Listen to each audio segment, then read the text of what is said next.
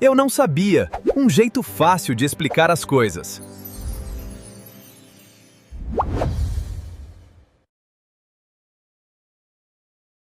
Sejam muito bem-vindos a esta nossa análise. Hoje, a gente vai mergulhar de cabeça numa jornada simplesmente fascinante, a evolução histórica da oração cristã. É uma trajetória incrível que atravessa mais de 2 milênios e que acabou moldando não só a maneira como as pessoas se comunicam com o divino, mas a própria essência do que elas acreditam. A gente vai ver como o ato de orar passou de rituais super rigorosos para sussurros no subsolo até chegar a revoluções teológicas gigantescas. E para mapear essa jornada complexa e cheia de história, a nossa agenda de hoje passa por 5 pontos principais: as raízes da oração cristã, a ideia de lex orandi, lex credendi, a grande revolução de Lutero, a vida como culto e, para fechar, a clássica oração de Jesus. Vamos lá? Começando pelo nosso primeiro ponto, as raízes da oração cristã. Imaginem só a mudança drástica de paradigma que aconteceu logo no início. Na tradição judaica, a base era construída sobre louvores formais e rituais superestruturados, como a famosa oração da Shema, que tinha hora marcada para ser recitada 2 vezes ao dia. Mas aí, a tradição cristã primitiva introduziu uma virada radical, um modelo de comunhão íntima e constante. A oração deixou de ser apenas um compromisso na agenda e passou a ser uma busca pela presença contínua de Deus, totalmente inspirada pela oração no Senhor, com um foco muito maior na graça e na simplicidade. E para a gente colocar tudo isso numa perspectiva visual, essa linha do tempo mostra a nossa jornada histórica. Saímos das raízes do primeiro século, descemos para o período das perseguições no Império Romano nos séculos II e III, avançamos para as formulações teológicas do século V e chegamos até as reformas arrebatadoras do século XVI. Pensem num cenário real de tensão. Imaginem aqueles primeiros fiéis sendo obrigados a se esconder nas catacumbas escuras, no subsolo, durante as perseguições romanas. Lá embaixo, a oração perdeu toda aquela formalidade dos templos grandiosos. Ela virou algo espontâneo, urgente, um verdadeiro símbolo de resistência espiritual contra a opressão. Foram essas orações sussurradas no escuro que forjaram uma identidade comunitária praticamente inquebrável. O que nos leva direto ao nosso segundo ponto, o conceito de lex orandi, lex credendi. Lex orandi, lex credendi, a lei da oração é a lei da crença. Esse axioma bem antigo, que surgiu lá no século V com o teólogo Próspero de Aquitânia, traz uma reflexão que é o coração de tudo isso. Os dogmas da Igreja não nasceram apenas de debates filosóficos e intelectuais. Eles foram moldados na prática, através da adoração diária. Basicamente, a forma como a comunidade orava ensinava essa mesma comunidade no que ela realmente acreditava.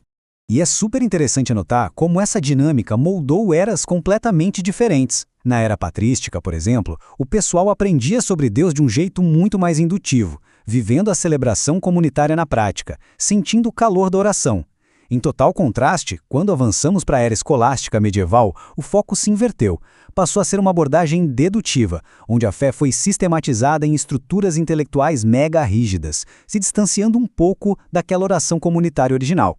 E assim chegamos à nossa terceira parte, a monumental Revolução de Lutero. Para entender a magnitude das reformas que aconteceram no século XVI, a gente precisa fazer uma pergunta crucial.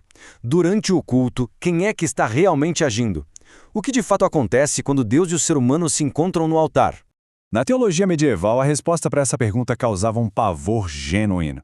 Olha só o que o próprio Martinho Lutero relatou. Aprendi que a missa era um sacrifício e o tremi. Durante a sua primeira missa, em 1507, o jovem Lutero ficou literalmente paralisado. Ele tinha aprendido que ele, um ser humano cheio de falhas, era quem precisava oferecer um sacrifício perfeito para apaziguar um Deus que estava sempre furioso. O medo de errar nesse processo foi tão grande que ele quase fugiu do altar. Mas, conforme foi estudando, Lutero teve uma sacada genial que inverteu completamente os papéis. Na visão da missa medieval, o ser humano era o ator principal, sempre tentando alcançar Deus com boas obras. A reforma virou isso de cabeça para baixo. Deus passou a ser o ator principal. Não é mais a gente tentando subir aos céus. É Deus descendo para servir a humanidade, oferecendo graça e perdão de graça através da palavra. Ou seja, o ser humano não oferta mais o sacrifício, ele apenas recebe e agradece. Tem uma palavra em alemão que resume essa mudança de um jeito perfeito. Gottesdienst. É o termo deles para culto, mas a tradução literal é serviço de Deus.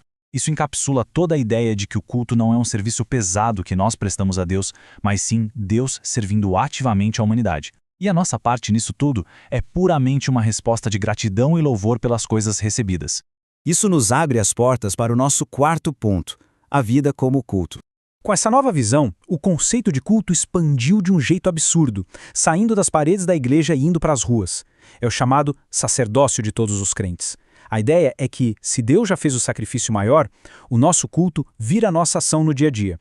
Isso significa que um padeiro fazendo pão para o vizinho, alguém exercendo sua cidadania de forma responsável, pais ensinando seus filhos em casa através de catecismos, ou até mesmo o ato corriqueiro de perdoar alguém, tudo isso é considerado um verdadeiro ato de adoração. Tem uma frase fantástica que ilustra isso muito bem. Deus mora no céu, mas vive e opera na terra através de colaboradores humanos. É uma perspectiva extremamente prática. A ação humana no mundo real, impulsionada pelo amor e por uma vocação, é o próprio instrumento que o divino usa para cuidar das pessoas aqui na terra. E agora, vamos para o nosso quinto e último ponto, a oração de Jesus. Enquanto todas essas reformas sacudiam o Ocidente, o Oriente mantinha viva uma tradição mística riquíssima chamada exicasmo. Essa prática, que tem raízes nos antigos padres do deserto e na Igreja Ortodoxa, não focava em grandes debates intelectuais, mas sim na quietude interior. Através da repetição rítmica e contínua de uma oração específica, eles buscavam atender ao chamado bíblico de orar sem cessar, encontrando a presença divina no silêncio do coração. Dessa prática, nasceu a oração de Jesus, uma invocação super curta, de uma frase só, mas que carrega uma profundidade imensa, juntando a graça, o reconhecimento das falhas e o pedido por misericórdia. E o mais legal é ver como ela quebrou fronteiras. De pregadores na Itália do século XV a peregrinos caminhando pela Rússia, essa oração foi traduzida para inúmeros idiomas, unindo diferentes culturas no mesmo clamor atemporal por piedade e graça. E para a gente fechar essa nossa análise de hoje, fica aqui uma reflexão final, daquelas para levar para a vida. A gente viu que a lei da oração se torna a lei da crença, que a prática molda o dogma. Então, se a forma como nos comunicamos com o divino realmente define o que acreditamos, o que os nossos hábitos diários de atenção e as coisas em que focamos todos os dias estão revelando sobre as nossas próprias crenças mais profundas. É definitivamente algo poderoso para se pensar. Muito obrigado pela companhia nesta jornada fascinante pela história da espiritualidade e até a próxima. Eu não sabia. Um jeito fácil de explicar as coisas.